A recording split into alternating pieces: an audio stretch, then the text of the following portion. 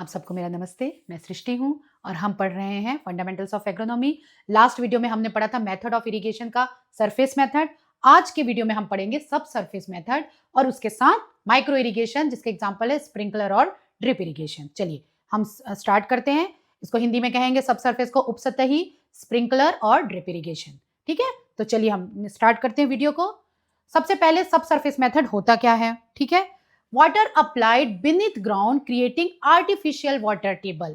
ठीक है, ये ग्राउंड है, वाटर अप्लाई किया जा रहा है यहां। ठीक है, ग्राउंड से नीचे, ताकि एक आर्टिफिशियल वाटर टेबल क्रिएट किया जा सके। इसे कहते हैं हम उपसतही या सब सरफेस मेथड। नाम से ही समझ में आता है कि इरिगेशन को सब सरफेस या सरफेस के नीचे दिया जा रहा है। ओके, अब नेक्स्ट है कितने डेप्थ तक दिया जाता है? 30 to 75 centimetre below the ground. Okay, moves upward, water यहां पर आने के बाद क्या होता है? Moves upward through capillary action, और यहां पर फिर ये प्लांट्स को अवेलेबल हो जाता है। ओके, तो हमने क्या किया इसमें? हमने पानी को दिया कहां? सब सरफेस में। कितने डेप्थ में? 30 to 75 सेंटीमीटर बिलो ग्राउंड। इससे क्या हुआ? यहां पर पानी दिया, उसके बाद ये जो इरिगेशन वाटर है थ्रू कैपिलरी मूवमेंट ऊपर गया सरफेस तक, और सरफेस में जाने के बाद फिर वो थ्रू रूट्स प्लांट के द्वारा एब्जॉर्ब हो गया। ठीक है, अब ये है कि इससे देने का फायदा क्या हुआ? इसका देने का फायदा ये हुआ कि इससे अंडरग्राउंड भी रिचार्ज हो गया और प्लांट को इरिगेशन भी, और इसमें underground trenches 1.5 to 3 dm apart बनाया जाता है। ठीक है, चलिए ये हो गया आपका सब सरफेस मेथड। नेक्स्ट में चलते हैं हम, features of sub surface method. क्या फीचर्स होता है? Less evaporation and percolation loss, less water required, high cost compare to surface irrigation. High cost तो होगा ही क्योंकि हमने सब सरफेस में अप्लाई किया है। ठीक है, पर फायदा क्या है? इवोपोरेशन हाई लेस होता है तो लॉसेस कम होते हैं, पर्कुलेशन लॉसेस भी लेस होते हैं। ठीक है, और वाटर भी कम लगता है। तो इस प्रकार से देखा जाए तो इसमें हमारी वाटर यूज एफिशिएंसी बढ़ जाती है क्योंकि लॉसेस कम है, पर साथ में कॉस्ट भी बढ़ जाता है क्योंकि हमें वाटर अप्लाई करना है सब सरफेस में। ओके, चलिए नेक्स्ट में चलते हैं। ये हो गया आपके features of sub surface irrigation या उपसतही सिंचाई की विशेषताएं। अब हम माइक्रो इरिगेशन के बारे में पढ़ते हैं। माइक्रो इरिगेशन में दो तरह के इरिगेशन मेथड होते हैं, एक स्प्रिंकलर, दूसरा ड्रिप। ओके, ये दोनों का एम क्या है? Efficient use of water, loss minimum and water use efficiency highest, suitable for modern agriculture. और इसके दो टाइप हैं, जैसे कि बताया मैंने, स्प्रिंकलर और ड्रिप इरिगेशन। ओके, तो माइक्रो इरिगेशन के बारे में अगर आपको पूछता है तो आप बताएंगे कि it includes the sprinkler and drip method which aims at efficient use of water, it is suitable for modern agriculture, it is have two types, that is sprinkler and drip irrigation. और उसके बाद फिर आप sprinkler और drip को भी आप define करोगे। तो हम नेक्स्ट में चलते हैं जहां हम स्प्रिंकलर के बारे में पढ़ते हैं। स्प्रिंकलर क्या होता है? आप सबने देखा है स्प्रिंकलर। ठीक है, water applied with pressure as spray over crops. Okay, gardens में भी आपने देखा है, क्रॉप्स में भी देखा है, तो बहुत कॉमन चीज है। Uses sprinkler heads and lateral lines for pumping unit.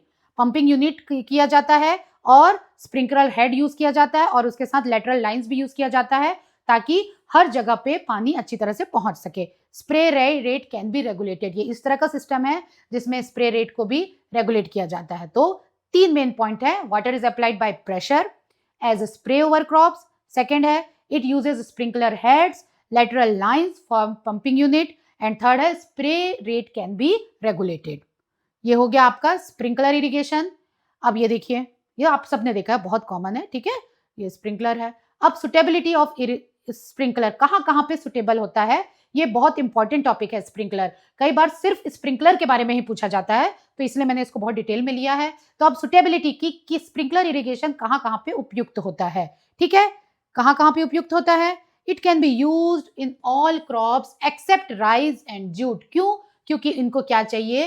High water requirement है इनका, और दूसरा इनको वाटर लॉक्ड कंडीशन चाहिए जो कि स्प्रिंकलर में नहीं बन सकता। इसलिए इन दो क्रॉप्स को छोड़ के बाकी सारे क्रॉप्स के लिए इट इज सुटेबल। फिर suitable for all soils except heavy clay. ठीक है, इस और सभी सॉइल्स के लिए है, पर हैवी क्ले के लिए ये नहीं होता है क्योंकि वहां पे वाटर उसका मॉइस्चर जो होता है वो कम हो जाता है सॉइल के लिए। Best of for undulating and sloppy land, ये बहुत इंपॉर्टेंट है, जितने अंडुलेटिंग और स्लोपी लैंड है उसमें स्प्रिंकलर इरिगेशन बहुत अच्छा काम करता है।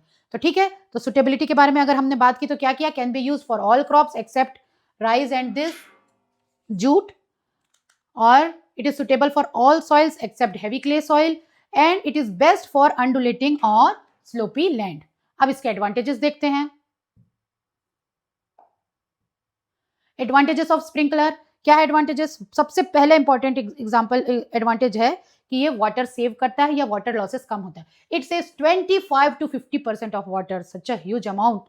High water use efficiency 60% more than surface, this is also very important.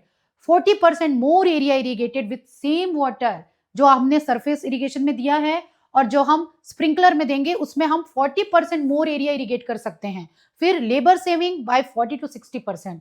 फिर protects crop from heat and Frost, क्योंकि स्प्रिंकलर क्या करता है, वाटर ड्रॉपलेट्स, लीफ के ऊपर एक वाटर ड्रॉपलेट्स बनाता है जिसके कारण हीट और फ्रॉस्ट से लीफ बच जाती है। तो ये बहुत इंपॉर्टेंट है, इसको नोट करिए आप कि क्या क्या एडवांटेजेस है। It saves water bye 25 to 50%, high water use efficiency 60% more than surface method, 40% more area irrigated with the same amount of water, labor saving by 40 to 60%, and it protects the crop from heat and frost। ठीक है, तो ये पांचों चीजें हैं जो इसके advantages हैं, जो इसके फायदे हैं, जो आप लिख लीजिए, नोट कर लीजिए। हिंदी मीडियम वाले भी आप इतना लिख लीजिए, पर आप जब एग्जाम में हो तो इसको आप डिटेल में लिख सकते हैं कि स्प्रिंकलर विधि जो है वो 25 से 50% तक का पानी बचाती है। किसकी, कौन सा पानी, सिंचाई का पानी। ठीक है, तो इस तरह से आप सब पॉइंट्स को नोट डाउन कर सकते हैं। ये हो गया एडवांटेजेस। अब इसके कुछ डिसएडवांटेजेस भी हैं, हम देखते हैं। डिसएडवांटेजेस ऑफ स्प्रिंकलर क्या है? सबसे बड़ा डिसएडवांटेजेस या लिमिटेशन बोलेंगे, high initial capital cost. Okay, efficiency reduces इन high wind speed. High wind speed होगा तो क्या होगा, जो पानी है स्प्रे हो रहा है वो क्या होगा, मूव होगा, और जहां पर्टिकुलरली जिस एरिया पे उसे टारगेट किया गया है वो वहां पर नहीं जा पाएगा, तो इसलिए क्या होगा, एफिशिएंसी उसकी लेस हो जाएगी। ठीक है, salt deposit may form on leaves, leaves के ऊपर कंटिन्यू जब पानी पड़ता है तो कभी कभी उसके ऊपर सॉल्ट डिपॉजिट हो जाता है और लीफ के और क्रॉप के ग्रोथ को हिंडर करता है।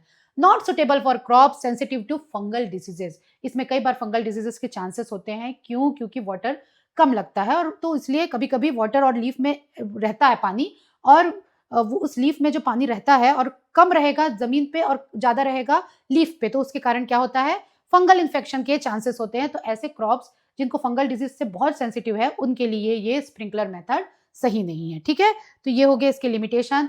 High initial capital cost, efficiency reduced in high wind velocity, salt deposit may form over leaves, and not suitable for the crop sensitive to fungal diseases.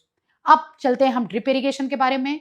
Drip irrigation को हम और क्या बोलते हैं, trickle method. Okay, also known as trickle method. ये कहाँ से introduce हुआ है, फ्रॉम इजराइल।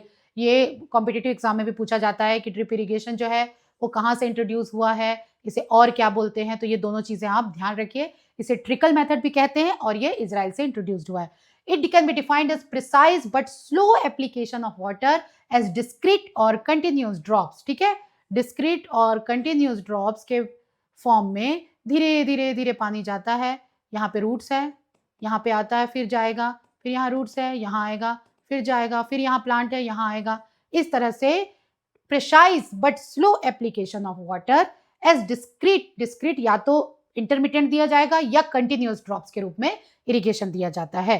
फिर applied through mechanical devices called emitters, ammeters use करके इस इरिगेशन को किया जाता है। Ammeters located at selected points along water lines, जैसे मैंने बताया यहाँ पे एमीटर होगा, यहाँ पे एमीटर होगा, यहाँ पे एमीटर होगा।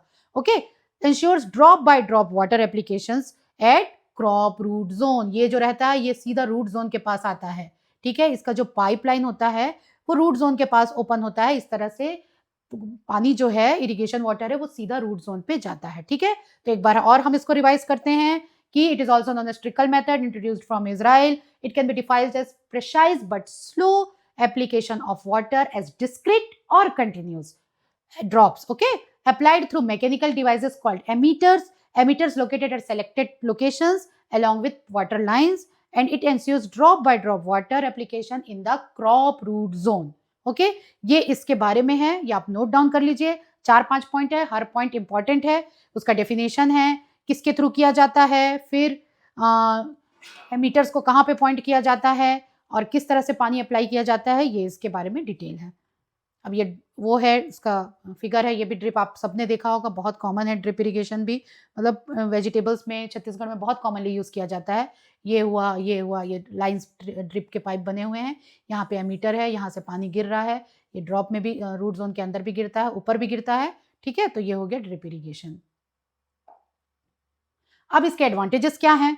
सिमिलरली लाइक स्प्रिंकल सबसे मेन एडवांटेजेस है 50 to 70% वाटर सेव करता है, suitable for water scarcity areas, best for orchards, vegetables, flowers and greenhouses. Fertilizers can also be applied through system. जिस पाइपलाइन से हम पानी दे रहे हैं, अगर हम वाटर सोल्यूबल फर्टिलाइजर उसमें मिला देते हैं तो वो फर्टिलाइजर्स पानी के साथ साथ क्रॉप को मिल जाता है। ओके, तो ये चारों इसके एडवांटेजेस है, एक बार और देख लें। It saves 50 to 70% water, it is suitable for water scarcity area, जहां पे पानी की कमी है उन एरिया के लिए ये बेस्ट है। क्रॉप्स कौन से क्रॉप्स के लिए बेस्ट होता है? ऑर्चर्ड्स के लिए, वेजिटेबल्स के लिए, फ्लावर्स के लिए, और जो ग्रीन हाउस में हम क्रॉप्स लगाते हैं उसके लिए भी ड्रिप इरिगेशन इज बेस्ट। और fertilizer can also be applied through irrigation water. This are the advantages of drip irrigation. अब डिसएडवांटेजेस या लिमिटेशन क्या है इनके, ठीक है? इट रिक्वायर्स फ्रीक्वेंट मेंटेनेंस, ठीक है? स्लोपी लैंड्स के लिए not good, not suitable for close growing crops, क्योंकि पाइपलाइन को हम इतने पास लगाना पॉसिबल नहीं है, ठीक है? तो ऐसी क्रॉप्स के लिए सुटेबल है जो कि फार ग्रोइंग क्रॉप्स हैं। ओके, फिर high initial cost, need technical assistance, farmer इसको खुद से ठीक नहीं कर सकेगा, खुद से लगा नहीं सकेगा, इन सब के लिए उसको टेक्निकल असिस्टेंस की जरूरत पड़ती है। ओके, तो this are the disadvantages of drip irrigation. क्या है? फ्रीक्वेंट मेंटेनेंस चाहिए, not good for slopy land, not suitable for close growing crops, high initial cost, need technical assistance, ठीक है? तो ये सब चीजें हैं आपके ड्रिप इरिगेशन के बारे में, इनके लिमिटेशंस। अब समरी है हमारे इसकी कि सब surface irrigation is underground, less evaporation but high cost, sprinkler is spray method, water saving, labour efficient, drip irrigation is drop by drop irrigation method, highly efficient, costly but precise, ठीक है? तो ये तीनों है, ये तीनों हमारे तीनों मेथड का समरी है, ठीक है? कि सब सरफेस मेथड में क्या होता है, स्प्रिंकलर में क्या होता है और ड्रिप में क्या होता है। इस दोनों में से सब सरफेस से ज्यादा आपको स्प्रिंकलर और ड्रिप के बारे में बहुत ध्यान देना है, क्योंकि ये दोनों के ऊपर क्वेश्चन बहुत आते हैं। चूंकि दोनों बहुत इंपॉर्टेंट और एफिशिएंट मेथड है, इसलिए इनको एग्जाम्स के समय भी इंपॉर्टेंस दी जाती है। तो इनका स्प्रिंकलर का मेथड क्या है, उसका डेफिनेशन, क्या कैरेक्टर्स होते हैं स्प्रिंकलर के, मतलब कहाँ कहाँ पे स्प्रिंकलर सुटेबल है, इसका एडवांटेजेस डिसएडवांटेजेस, ठीक है?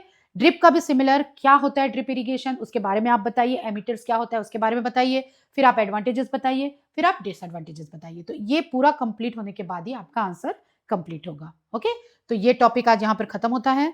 चलिए हम नेक्स्ट टॉपिक में फिर मिलते हैं नए वीडियो के साथ। तब तक बेस्ट ऑफ लक, नोट्स मेरे साथ साथ बनाते जाइए, वीडियो मेरे साथ साथ देखते जाइए। ओके।